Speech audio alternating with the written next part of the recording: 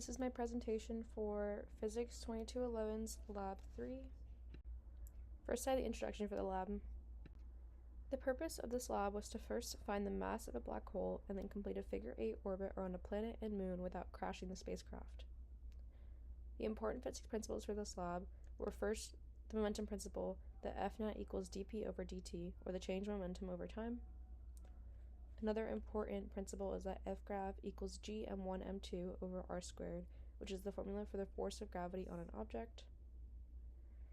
Going back to the first application of the momentum principle, we can apply this to circular motion and say that F net parallel is equal to the change in momentum over time in the parallel direction, which is also the same for the perpendicular direction. In circular motion, F net equals F net perp plus F net parallel. We will see the position update formula and the velocity update formula, which are RF equals RI plus V average times delta T, and VF equals VI plus F net over M times delta T. And the overarching physics topic for this lab was circular motion. The results of this lab were that the mass of the black hole was 1.071 e to the 34, and the initial velocity of the spacecraft is negative 40,000 in the x direction and 30,000 in the y direction. Next, we have our computational model. The initial conditions for this lab were for part A, the mass of the star was 2.0 e to the 30, delta T was 1 Earth day in seconds, which is equal to 86,400. The system is the star and the surroundings were the black hole. And then for part B, the initial velocity equaled the escape velocity, which we are trying to find, and the system was a spaceship and the moon, and the surroundings were the planet. For part A of our code, in order to find the mass of the black hole, I first found change in velocity over time of the star, then change momentum over time, then used the momentum principle and calculated force. In order to find the average value for the black hole's mass, I added an index before the while loop on line 151, then added an append message at line 191 that added all MBH values to the list, and then averaged these numbers on line 214 to find the mass of the black hole. This model shows the elliptical orbit of the sun around the black hole, and the printed values show the mass of the black hole at each day in the sun's orbit.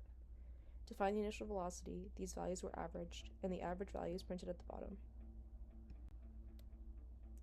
For part B of code, to find the initial velocity of the spacecraft, I first created formulas for the position and forces between the planet and moon and the ship and moon.